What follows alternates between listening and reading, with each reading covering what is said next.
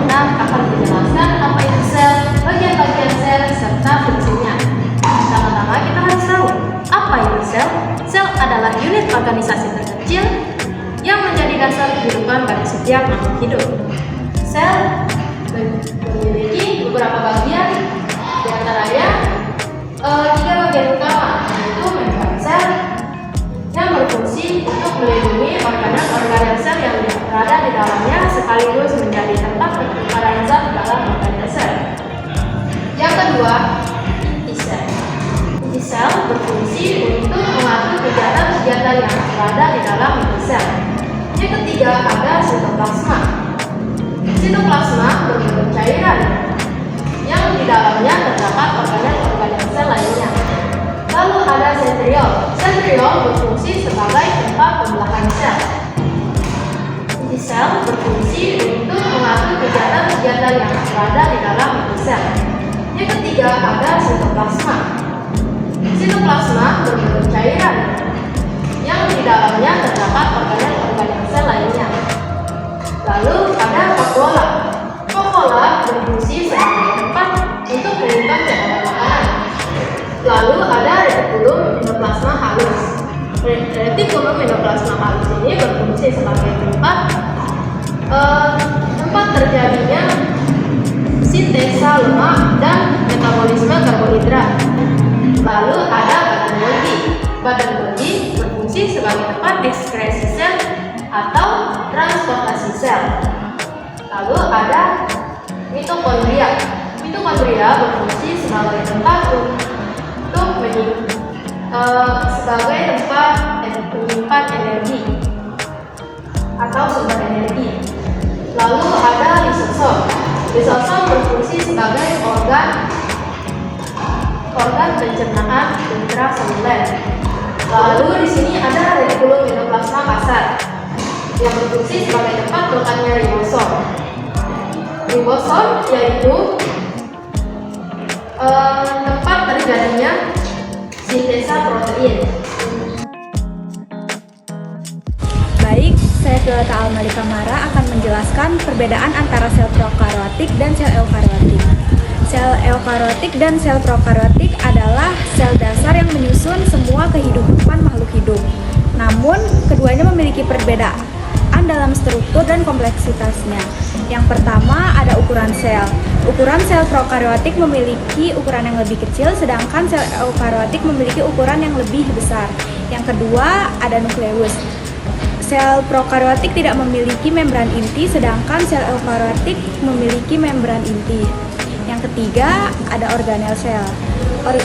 Sel prokaryotik tidak memiliki organel yang terikat pada membran, sedangkan sel eukaryotik memiliki organel yang terikat dengan membran. Contohnya seperti mitokondria, retikulum endoplasma, dan masih banyak lagi.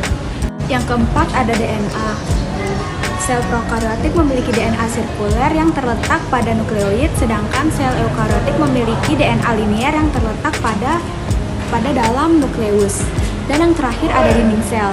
Sel prokaryotik semuanya memiliki dinding sel, sedangkan sel eukaryotik hanya beberapa saja yang memiliki dinding sel. Contohnya yang memiliki dinding sel itu seperti tumbuhan dan jamur, sedangkan yang tidak memiliki dinding sel itu seperti hewan. Jadi bisa kita ibaratkan sel prokaryotik itu seperti toko kelontong kecil yang semua barang dagangan dan kasirnya terdapat dalam satu ruangan. Dan sel eukaryotik bisa kita ibaratkan sebagai supermarket modern yang setiap jenis barang dagangan terletak pada tempat yang berbeda dan memiliki kasir khusus. Jadi kesimpulannya sel prokaryotik memiliki struktur yang lebih sederhana dan semua proses seluler terjadi dalam satu ruang. Sedangkan sel eukaryotik memiliki struktur yang lebih kompleks dengan organel-organel yang memiliki fungsi spesifik. Sekian dari saya. Perkenalkan, nama saya Yulia Saristiawan. Di sini saya akan memaparkan materi tentang perbedaan sel hidup dan sel mati. Yang pertama, dalam aktivitas biologis, sel hidup secara aktif menjalankan fungsi biologisnya seperti reproduksi, metabolisme, pertumbuhan, maupun merespon rangsangan. Sedangkan sel mati itu tidak menjalankan fungsi biologisnya. Ia tidak melakukan reproduksi, metabolisme, pertumbuhan, maupun merespon rangsangan. Yang kedua, ada integritas membran sel. Sel hidup memiliki membran sel yang utuh, sehingga memungkinkan pertukaran zat dan juga komunikasi antar sel. Sedangkan sel yang mati, itu membrannya tidak utuh dan juga sudah rusak, sehingga isi selnya bisa bocor dan sel tidak dapat mempertahankan kondisi internalnya dengan stabil. Yang ketiga, di sini ada organel-organel sel. Sel yang hidup itu mengandung organel-organel yang masih aktif seperti mitokondria untuk produksi energi, inti sel untuk pengaturan genetik, dan juga ribosom untuk mensintetis protein. Sedangkan sel yang mati itu organel-organel sudah tidak berfungsi lagi atau sudah mengalami degradasi. Yang keempat, di sini ada respon terhadap lingkungan. Sel yang hidup itu masih bisa merespon perubahan lingkungan seperti bergerak, beradaptasi, maupun mengubah metabolisme. Sedangkan sel yang mati itu adalah sebaliknya, ia tidak dapat merespon perubahan lingkungan. Nah, sekarang itu yang kelima, kemampuan sel untuk beregenerasi. Sel yang hidup itu bisa memperbaiki diri ataupun mereplikasi jika ada kerusakan. Sedangkan sel yang mati itu tidak bisa atau tidak memiliki kemampuan untuk beregenerasi. Nah, sekarang jika dianalogikan, sel hidup sebagai sebuah pabrik yang aktif beroperasi. Di dalamnya terdapat mesin-mesin atau organel yang bekerja secara terus-menerus untuk menghasilkan produk seperti protein, energi, dan lainnya. Juga menerima barang atau zat-zat dari dan ke lingkungan, dan bereaksi terhadap perubahan permintaan atau kondisi pasar.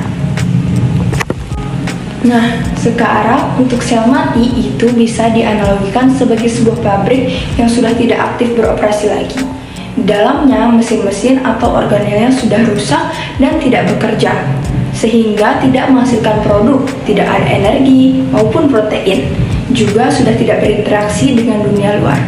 Nah, saking lamanya sudah ditinggalkan, bisa-bisa pabrik tersebut akan runtuh atau di sini bisa kita analogikan sebagai kerusakan sel dan sudah tidak ada penghuninya lagi atau degradasi sel. Ada beberapa perbedaan antara sel hewan dan sel tumbuhan. Yang pertama ada dinding sel. Sel tumbuhan memiliki dinding sel yang kaku. Sel hewan tidak memiliki dinding sel karena sel hewan hanya memiliki membran sel yang fleksibel. Yang kedua ada kloroplast. Sel tumbuhan mengandung kloroplast karena berfungsi untuk berfotosintesis dan menyalurkan sinar matahari. Sel hewan tidak memiliki kloroplast karena sel hewan tidak berfotosintesis. Yang ketiga, ada vakuola. Sel tumbuhan memiliki ukuran vakuola yang agak besar karena berfungsi untuk menyimpan air, nutrisi, dan limbah. Sel hewan memiliki ukuran vakuola agak kecil karena hanya berfungsi untuk melakukan penyimpanan dan transportasi. Yang keempat, ada sentriol. Sel tumbuhan umumnya tidak memiliki sentriol, kecuali pada beberapa sel tertentu seperti alga dan lumut. Sel hewan mengandung sentriol karena berperan dalam melakukan pembelahan sel. Yang kelima, ada bentuk sel. Sel tumbuhan umumnya memiliki bentuk yang panjang dan kaku. Sel hewan memiliki bentuk yang fleksibel dan bervariasi. Yang keenam, ada lisosom. Sel tumbuhan umumnya tidak memiliki lisosom yang jelas, meskipun ada organel sel yang bertugas untuk melakukan pencernaan internal. Sel hewan memiliki lisosom yang berperan untuk melakukan pencernaan intraseluler.